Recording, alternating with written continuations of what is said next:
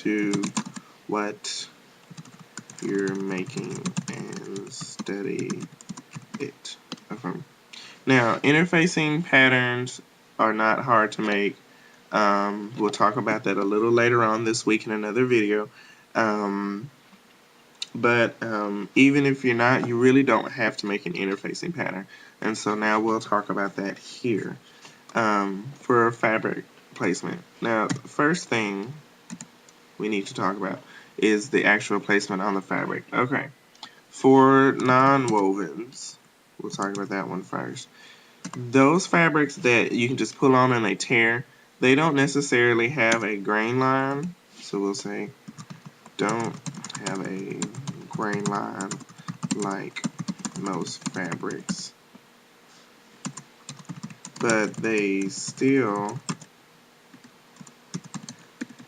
have similar grain line type characteristics along the different grain lines. So I would say still treat it like it has a grain line. Like it has a grain line. Now,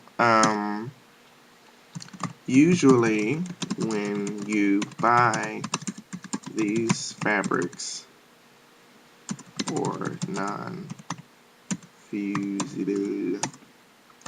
interfacings, they give you a set of directions.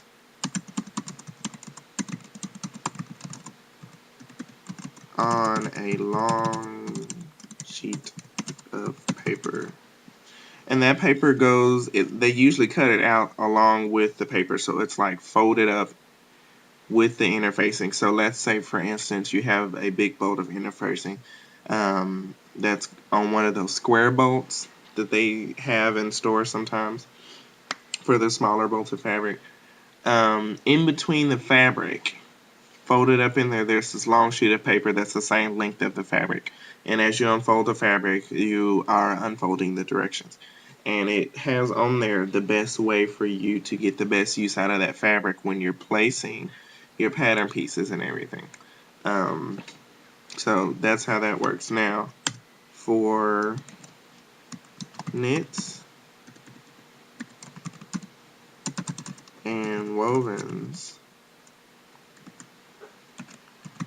follow general grain line rules / the same layout as your, we'll say, fashion fabric. I hate that terminology, fashion fabric, but whatever, that's the way I'm going to describe it here.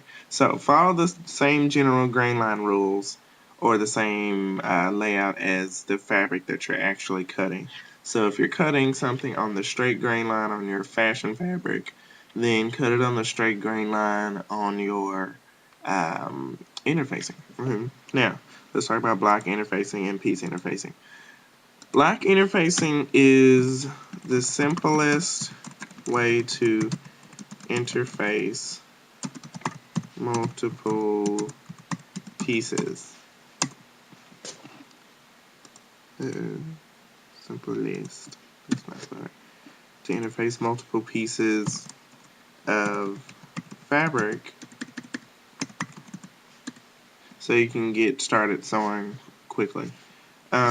Piece interfacing is a much slower way to interface your pieces, but you save on fabric. And by fabric, I mean interfacing. And you could possibly save on your fashion fabric too. But basically, with piece interfacing, what you do, you cut the fashion fabric first, and then you place the interfacing, which is cut smaller than the fashion fabric.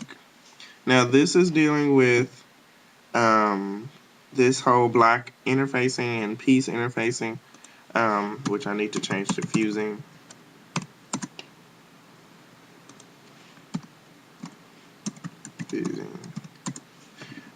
This is only dealing with fusible interfacing, okay?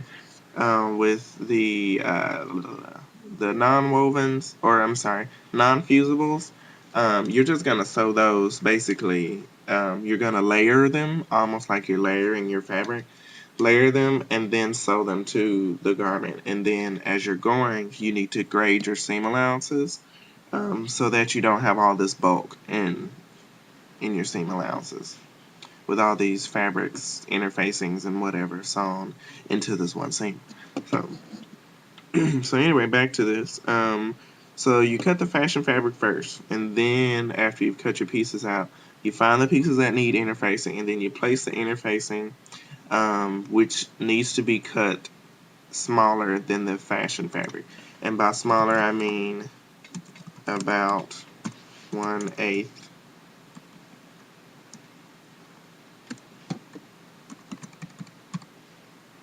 to 1/4 smaller all the way around the edge, okay, than the fashion fabric. Now that is because, and it's really weird, but for some reason, when you fuse something right to the edge of the piece before you cut the piece, it's different. And it can hold on to the piece because it completely fuses the piece. And I'll try to explain a little better later. It's really confusing. But when you cut the piece first, and then you fuse something right to the edge, it has a tendency to be resistant to fusing well once it's going to the edge. So basically the fusing needs to be shorter so that it can really grab hold to the fabric. When you fuse something over the edge or try to fuse something over the edge, it doesn't grab hold of the fabric really well and it starts to peel. And also when you're fusing, you need to start in the middle of the piece, as in the middle as you can, and then slowly work towards the outer edges of the piece of interfacing or whatever. Now, block fusing, this is my favorite method because it saves time. And you also don't have to make a pattern for block fusing. For piece fusing, you need to make a pattern in most cases. No, not mandatory.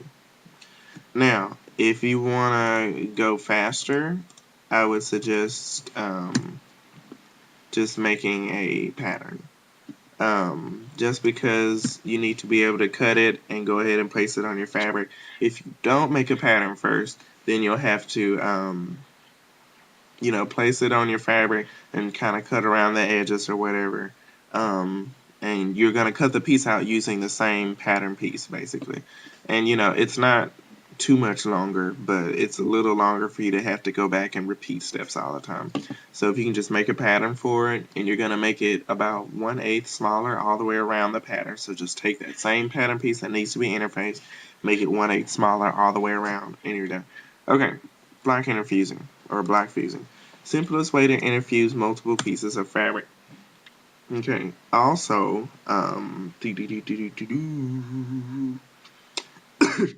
oh my god. So, basically what you do, you need to place all of your pattern pieces on a large enough piece of fabric. And then cut the fabric. Cut the fabric apart from your, what are we doing? from the rest of your fabric. Okay, then after you do that, you're going to take a piece of fusible interfacing. Well, take a piece of fusible interfacing that is slightly smaller than your fashion fabric and fuse it. Then